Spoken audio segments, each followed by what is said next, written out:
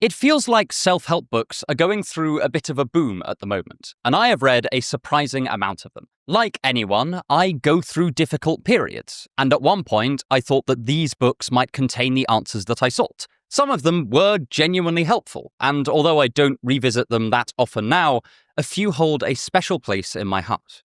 However, one particular idea just kept cropping up. Many of these books would reference a nebulous idea of living authentically. They seemed to treat the human being as composed of two parts. There is the outer shell, a superficial layer that keeps us all unhappy, but underneath that, there is a golden core. And if we could just discover this core, then we would finally find peace, and also somehow achieve extreme worldly success. I've seen this concept become even more influential over the last few years, and it does often crop up on social media, where various influencers will teach you how to become your true self, often for a handy fee. This whole idea struck me as quite suspect, and so this video is something of a polemic. I want to drag what I think is a crude and potentially destructive concept out into the sun, in order to examine how it has become so unhelpful, and how we might be able to rescue it.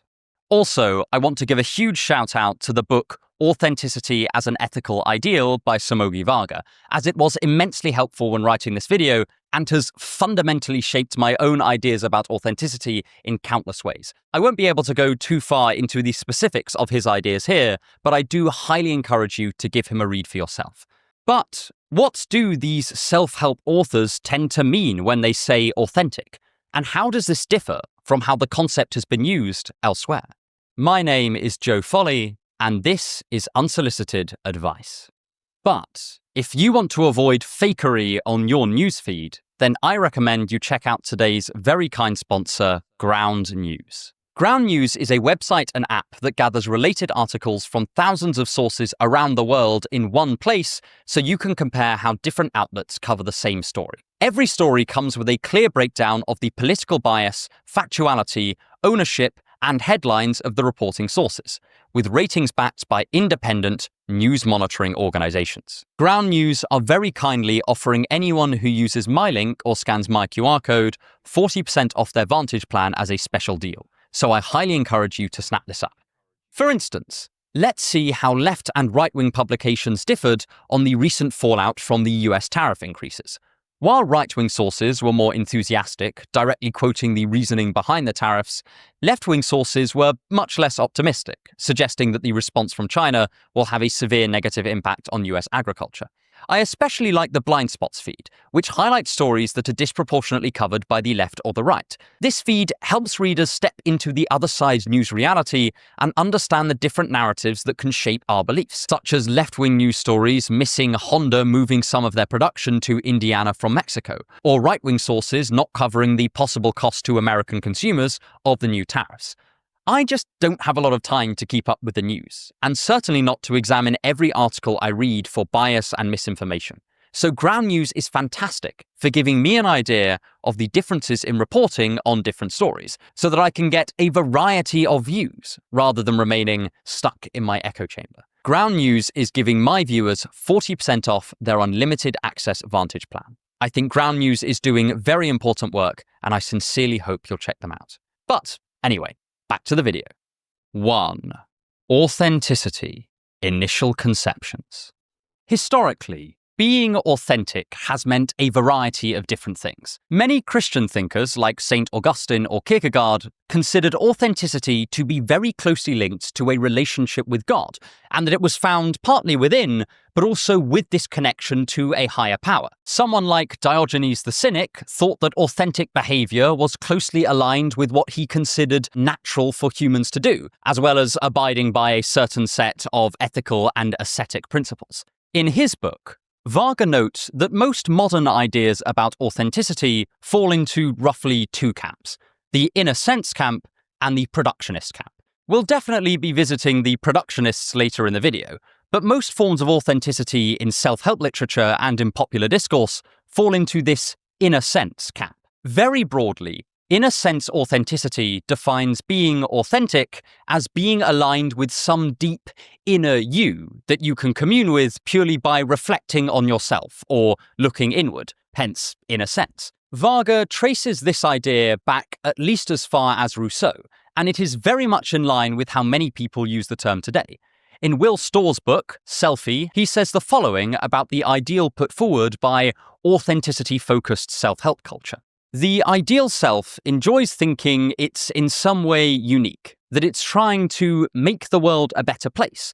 And one of the traits it'll value highly is that of personal authenticity, or being real. It'll preach that in order to find happiness and success, you must be true to yourself and follow your dreams. He later expands upon this with ideas from various influential originators of the modern self-help movement.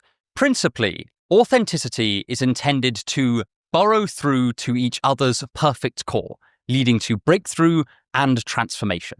The idea here is pretty simple. A real self is posited that represents the true us. This is what all of our quests for authenticity are aiming at. Crucially, this is not about crafting a self or developing a particular character out of choice. It is about discovery. We find this discovery-based language all through popular culture. It has even become cliché that a young person embarking on a traveling adventure will say that they are going to find themselves. On this picture, the authentic self is meant to already be inside you, just waiting for you to uncover it. As we will see, this is pretty different to the way many philosophers like Heidegger or Sartre tended to talk about authenticity. But I'm getting ahead of myself here. It's also worth noting that this image of authenticity is often not explicitly argued for, but is instead working in the background to a greater or lesser extent. It's more of an underlying assumption than a definite conclusion or a thesis.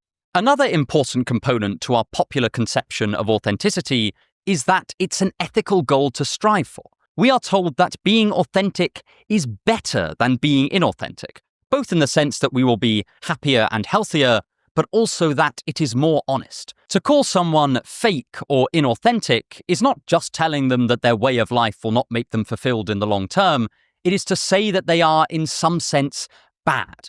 This does not always stretch as far as calling them evil or anything like that, but it does sow some suspicion on their character.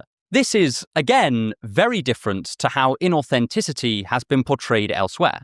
In Leo Tolstoy's classic novella, The Death of Ivan Ilyich, the eponymous lead wastes his entire life just following societal expectations until he realizes that he will die, having never asked what he wanted.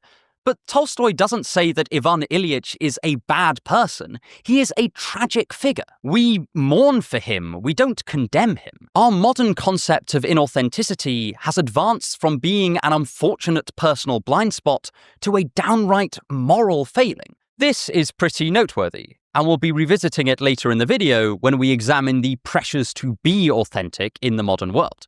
As Varga points out, the true self is also often associated with being uncorrupted by interaction with others or with society as a whole.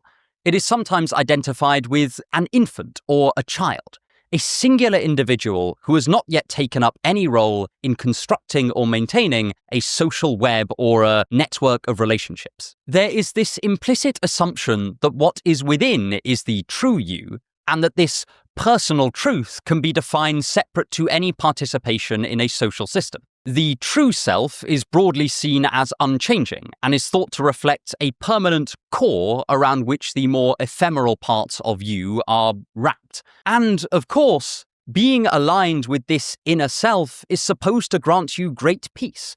It is sometimes pitched as a sort of psychological panacea. Getting in touch with the real you is the thing that will finally solve all your problems. By contrast, being out of line with the true self is sure to bring you misery and suffering. I also want to point out that this veneration of authenticity is not based on nothing. It has been repeatedly shown that when people behave authentically, they report higher levels of happiness or well-being. However, things get complicated because the definitions of authenticity used in many empirical studies is often much more subtle than this inner sense view. and tends to instead refer to the consistency of values with behavior or something like that. This is very different to the idea that we have a true self that we must discover within us. Also, generally, having looked through a lot of empirical research papers for this video, there is some disagreement between the definitions used in each study, which can make it difficult to see exactly what is being studied and to draw conclusions between different studies. Sometimes the congruence of authenticity is between inner feelings and outer behavior. Sometimes it's more values-based, and sometimes a wider idea of self-enhancement is used. This makes it difficult to confidently put forward a single, unified definition for authenticity in empirical psychology. But in almost all cases, the definition is far more complex than just coherence with a true inner self working behind the scenes. For example, Corey Gunther links authenticity to a sense of self-development.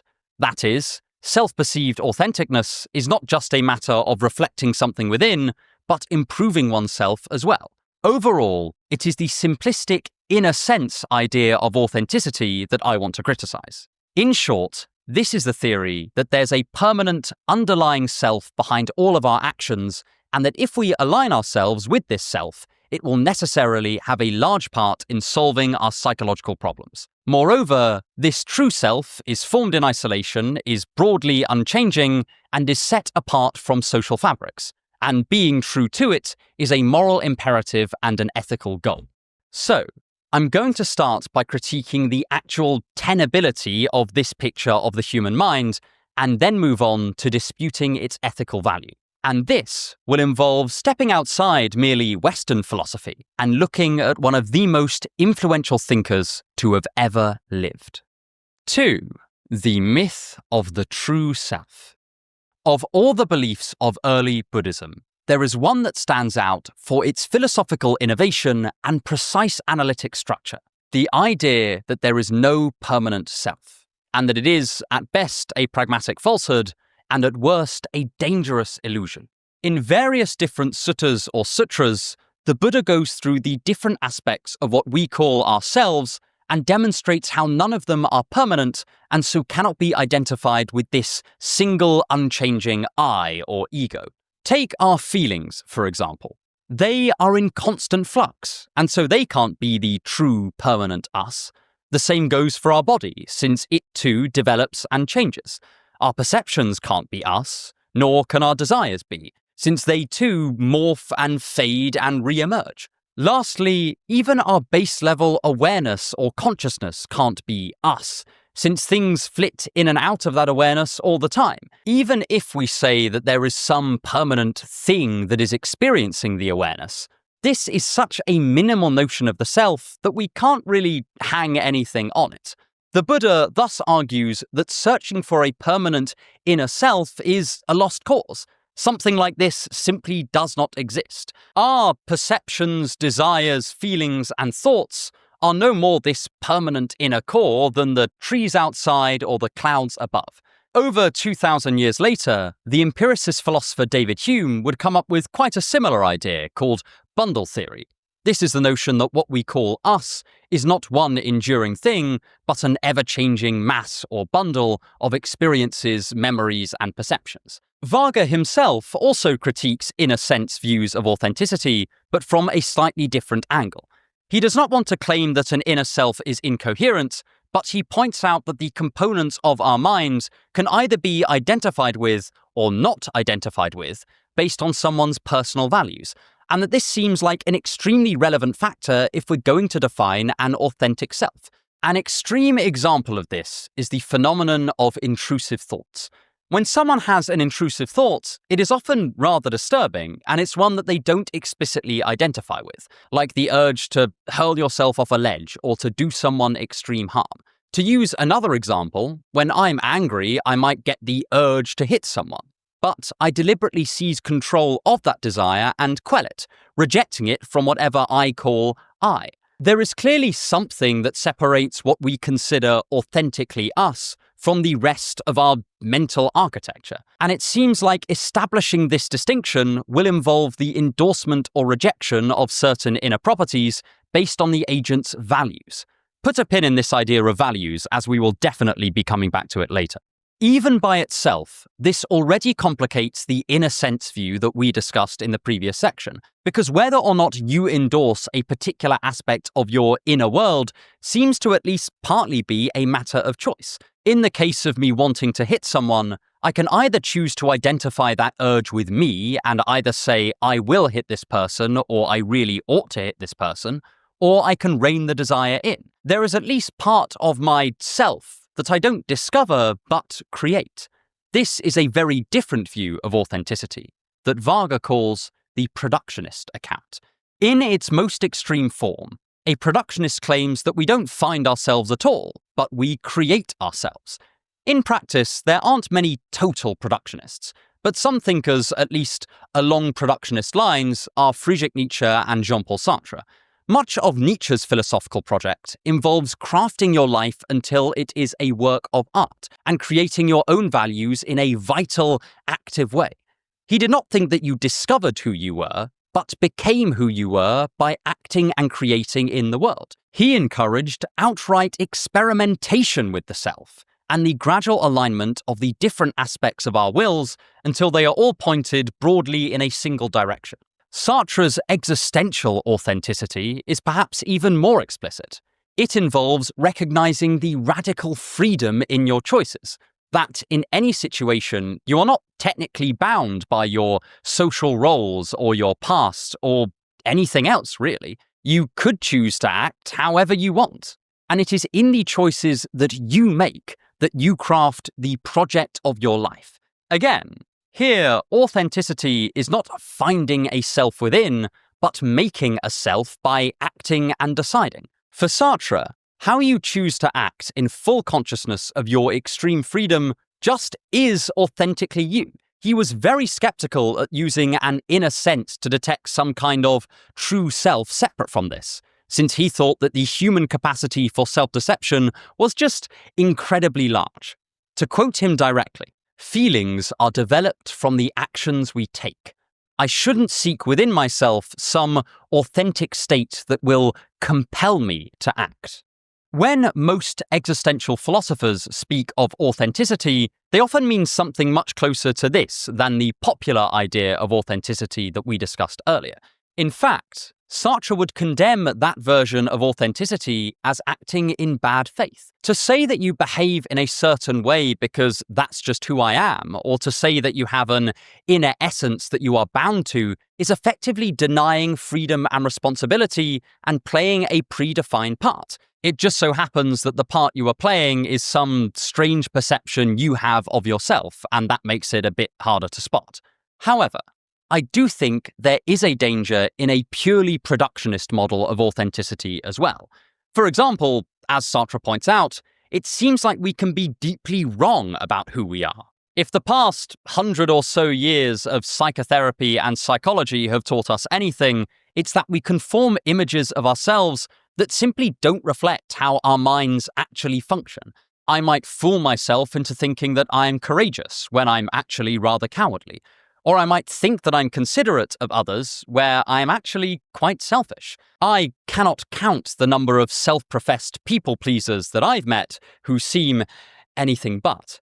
As I said, Sartre also recognized this, since he devotes an awful lot of his existentialist project to parts of ourselves that are defined through our relationship with other people. In his play, No Exit, he explores the torment that is caused by our need for our self-perception to be agreed upon by our peers. It's very difficult to see yourself as brave or attractive or lovable if these are not affirmed by the people around you that you respect. This suggests that the self cannot purely be produced by us in the same way that I produce this script. It is not just the product of our decisions, but also the social fabric that we are enmeshed in, and thus, it is not just defined by us, but by those around us as well. It's worth noting that this same critique also attacks the pure inner sense idea from the previous section. Far from there being this semi-innate true self that is corrupted by our interactions with other people and with society, some parts of us do seem to be inexorably linked with our cultural and social backdrop. At some level, we are likely already aware of this. While most people don't want to say an explicit social role like their job is their authentic self, we do tend to admit that even at our deepest levels, we are still somewhat shaped by our environment, and that includes our social and cultural context. But whether you hold the extreme view that there just is no real inner self, or some variant of the productionist framework, or just accept the influence of our social environment, this all throws significant doubt onto the standard picture of authenticity that we use in popular discourse, where there is a neat division between an unchanging inner core and one's outer behavior or social interactions, with any discrepancy between the two immediately being labeled as harmful inauthenticity. But beyond these questions about the coherence of our popular view of authenticity, we can also evaluate it from an ethical and a practical perspective, because when it's pushed to its extreme, it can encourage a borderline narcissistic view of reality, where the whole world must bow down to your true inner self, no matter the cost. If you want to help me make more videos like this, then please consider becoming one of my wonderful patrons for access to occasional exclusive content, including, most recently, my full interview with Alex O'Connor. 3. The idolized self. Along with the idea that the self is something purely internal, comes this further moral division between our true selves and the outside world. The world, and society more generally, are seen as inherently oppositional forces to who we are, making the true self inside us good and anything that threatens it bad. Again, there is a nugget of truth to this idea. It is true that in a lot of social environments, many of us have to stifle our internal feelings, thoughts, and values to fit in with a wider group. The term emotional labor was coined by Arlie Hochschild to describe how service workers have to hide how they are truly feeling and put on a smile in order to please their customers, and how this can be exhausting and alienating over time.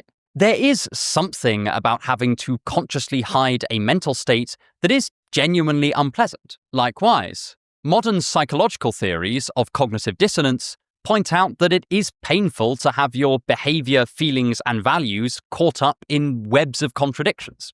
Nonetheless, the simplified picture of authenticity that has come to dominate public discourse on the topic can have downright dangerous consequences here.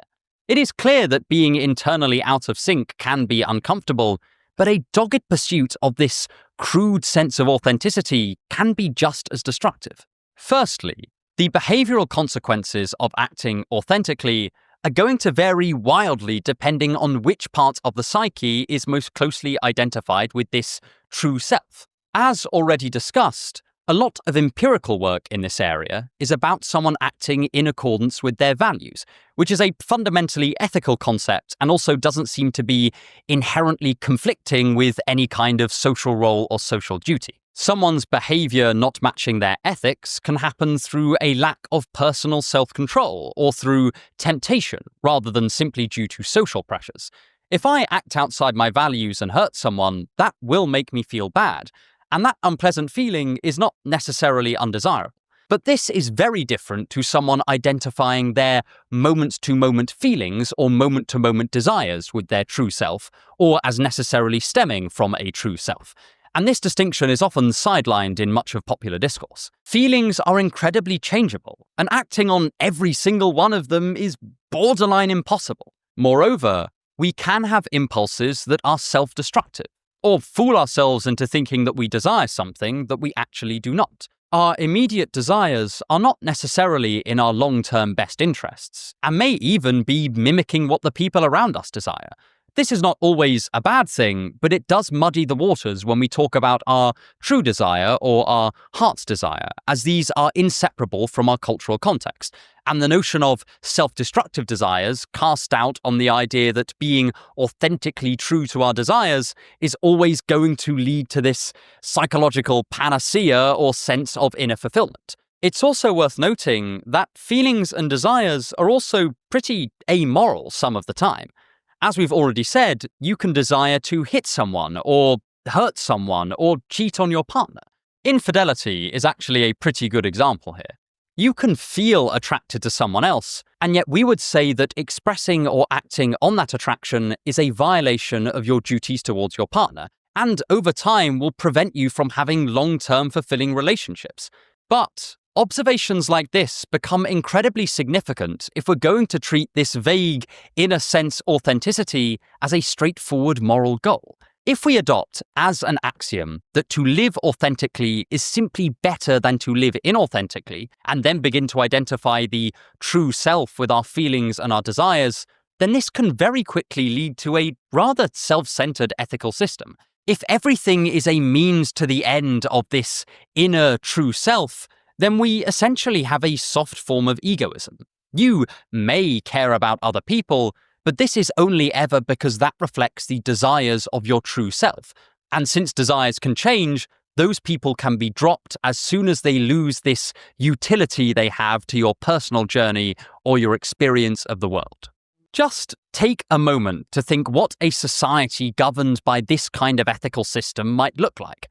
It would be a sort of all-out war where everyone is attempting to fulfill their own desires, bolstered by the idea that this is not just their preference, but actively makes them a better person. This is in pretty stark contrast to most philosophical ethical systems, which tend to at least take other people into account. And furthermore, just empirically, I don't think that a rugged, individualist pursuit of your own goals to the exclusion of all others is a very good recipe for happiness, even if it's wrapped up in this language of authenticity. Repeated studies and meta-analyses of psychological literature around happiness and well-being show that caring, personal relationships are an enormous part of a fulfilling life, and that acting in service to others often brings great joy. By contrast, an over-fixation on the self is often associated with unpleasant mental states, and sometimes even depression and anxiety. This is perhaps unsurprising. Almost every ancient spiritual or philosophical system emphasized the importance of service to other people. From the Buddha's Metta Sutta, to Christ's imposition to love one another, to Plato's emphasis on our collective duties, to Dostoevsky's later observation that hell is the inability to love, we have always known that serving others is deeply important for our long-term happiness. And, to be fair, very few of the self-help books that emphasize authenticity will explicitly talk about breaking agreed-upon, uncontroversial moral rules in the pursuit of that authenticity. And I'm sure that the authors probably do think that the inner self is subject to ethical laws. However, these nuances often get lost when the concept seeps into popular discourse, and it is still a straightforward, natural consequence of making authenticity a primary ethical goal. It is incredibly easy to just take the rule that being your authentic self justifies most behaviors and go no further than this. Also, this is just anecdotal, but I actually quite regularly see people use phrases like, "this is just me," or "I am just being authentic," as moral exonerators for rude or inconsiderate behavior. And it's often only pushed back on when it defies moral norms in a far more substantial way. Again, I think this partly stems from the overly simplistic picture we have of authentic behavior.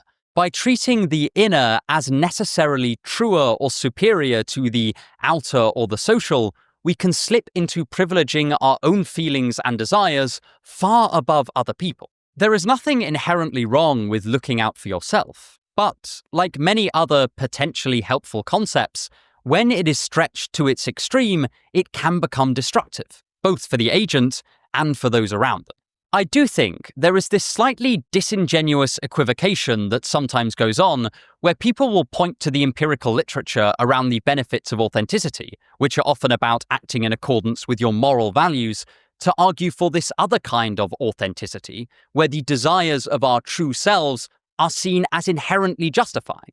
It's a classic case of conflating two terms that actually have substantially different meanings. This perception of the inner self as unchanging in nature also seriously undermines our idea of personal responsibility. For all that it forms the backdrop for a certain subsection of the self-help community, this idea of the unchanging inner self actually robs us of almost any power to shape who we are. It turns us into this strange victim of circumstance, but not because we are shaped by our social environment or are psychologically predisposed to certain behaviors, but rather because who we truly are has already been defined at some vague moment in the past, and may have even been defined since our birth. Our job is not to think about who we want to be, since the perfect us already exists deep inside of us. We must rather blow off the dust and clear the dirt so that whatever lies beneath can shine through. I don't think we often acknowledge just how fundamentally disempowering this is as a picture, and beyond that, it makes it very difficult to hold anyone as responsible for their actions, provided that they were acting in accordance with this true self that they cannot change. It is an extreme view of our natures, whereby who we are is essentially totally fixed and cannot be altered either by us or by external factors. This links quite closely with what we said in the last section about endorsement. We don't tend to want who we are to be defined totally separately to what we would endorse or agree with. Any notion of authenticity that does not collapse into this kind of amoral egoism and robbing of responsibility must involve some idea of what we value, not just what we happen to desire. So, considering all of these criticisms, what can we do? Well, constructing a whole new conception of authenticity from the ground up is obviously beyond the scope of this video. But I do want to perhaps provide a starting point for your own thinking on the topic. 4. Prelude to an authenticity of the future. So far, we've said an awful lot about the harm authenticity can do, but it would also be far too hasty to dismiss the concept out of hand. Clearly, people do want to be aligned in some way, and there are ideas of authenticity that do not fall prey to the kind of critiques that we've given thus far. So, let's explore how we might rescue and resuscitate authenticity. Firstly, we can note that whatever the authentic we is, it will be partly down to us and partly down to our environment. The productionist model of authenticity probably does go too far in granting us the radical, unrestrained freedom to create who we are. I cannot simply decide to value certain things or to desire certain things. The human mind is much more complex than just an agent picking out identities like clothes on a rail. Nonetheless, the other extreme, where we have no agency over who we are, seems just as untenable. It opens the possibility that our true self just could fly in the face of everything we value and be incredibly destructive to the people around us. If so, this is unlikely to be a very productive ethical goal. So, I would suggest a different approach. I don't think we should think of authenticity as something purely given or purely created, but rather as an aspiration within constraints.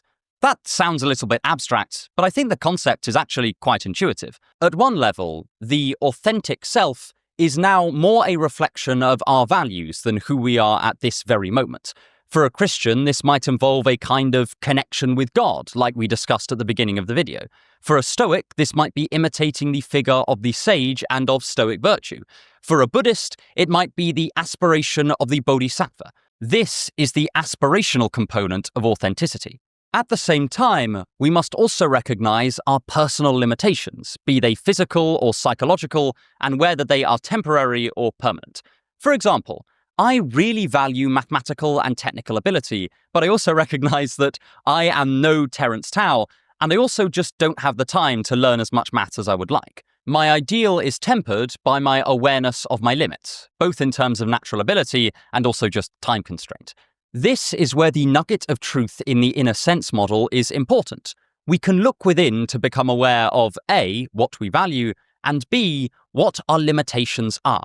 Even if introspection is still fallible, it would be far too quick to dismiss it as a data source. This conception of authenticity keeps the underlying idea that we are being true to ourselves when we're being authentic. But now it's not because we are simply mirroring some underlying us that is already there, but rather because we are reflecting, in the best way that we can, the values we have come to hold dear.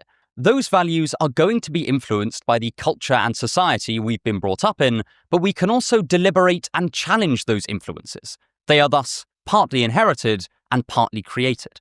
My hope is that this does justice to the strengths of both the inner sense view and the productionist model, while hopefully avoiding some of their pitfalls. Varga goes into much more detail about being enmeshed in a particular social system, but I don't necessarily think we need to go that far for our purposes.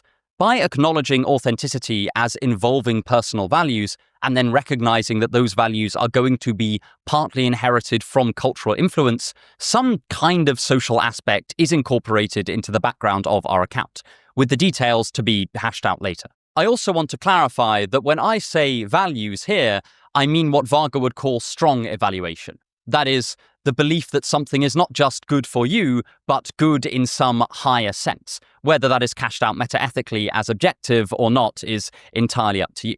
We can think about it behaviorally as treating it more like a prescriptive moral than a descriptive preference. This values-based picture also more closely reflects the type of authenticity that has empirically demonstrated positive effects in the psychological literature on the topic, since the definitions used in those papers often do involve heavy reference to values. And since we are flawed human beings muddling our way imperfectly through our mortal coil, behaving in accordance with your values is always going to be partly aspirational if it's taken in its total sense.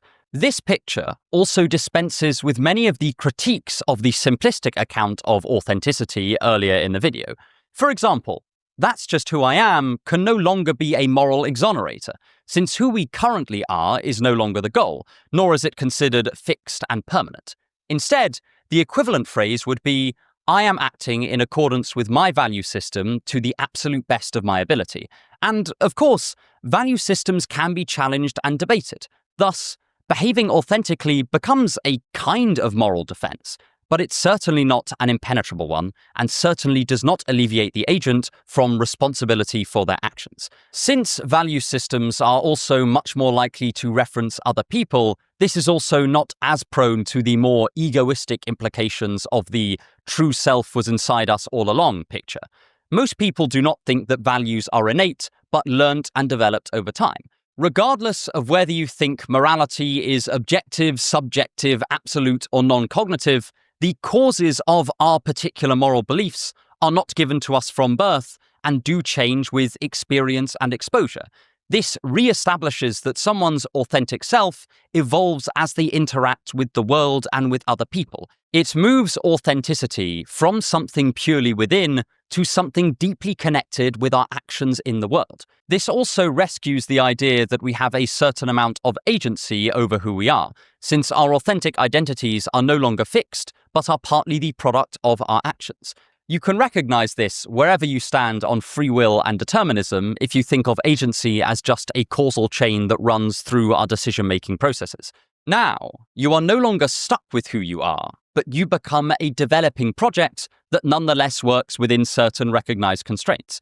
It's like an artist stumbling across some charcoal and a canvas. They can now create a wonderful charcoal drawing, but no matter how hard they tried or how gifted they were, they could not make an oil painting with the available tools. We are not simply able to value whatever we like or become whoever we want, but nor is there some ready-made inner self that we are powerless to change. It is like an ever-evolving dialogue between what is already there and what we would like to be. At the sweet spot of that dialogue, where we are genuinely doing the best we can to honestly follow our values, lies what we can now call authenticity.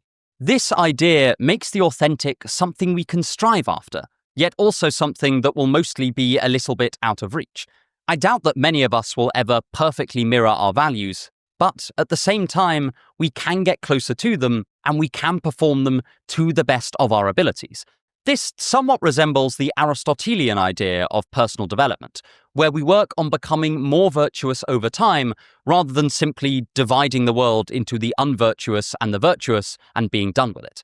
I also think that this functions more readily as an ethical goal. As Varga points out, the modern concept of authenticity is often turned into an external performance. A similar argument is made by Byung-Chul Han, who describes the pressure that we feel to be totally authentic and totally transparent, to forever be revealing our deepest inner core to the world. But under our new definition of authenticity, this demands changes considerably. Rather than insisting that people be true to some inner self, we would instead be imploring them to live by their own values. This strikes me as a far less insidious request. And if we were to move to this concept of authenticity, then the pressure would only be that people become more true to their moral systems. And we probably want to do that anyway. Of course, there is so much about a new concept of authenticity that I just don't have the space to discuss here. I could discuss the socio-existential angles in Varga's book, or the notion of a wholehearted commitment put forward by Harry Frankfurt. But I hope this can serve as a modest starting point for your own thinking about authenticity. And perhaps it can be a small antidote to the crude way we view being authentic today. But if you would like more on modern social issues viewed through a philosophical lens, then check out my video on the aforementioned Byung-Chul Han's devastating critique of social media and the pressure to be transparent right here. Thank you so much for watching, and have a wonderful day.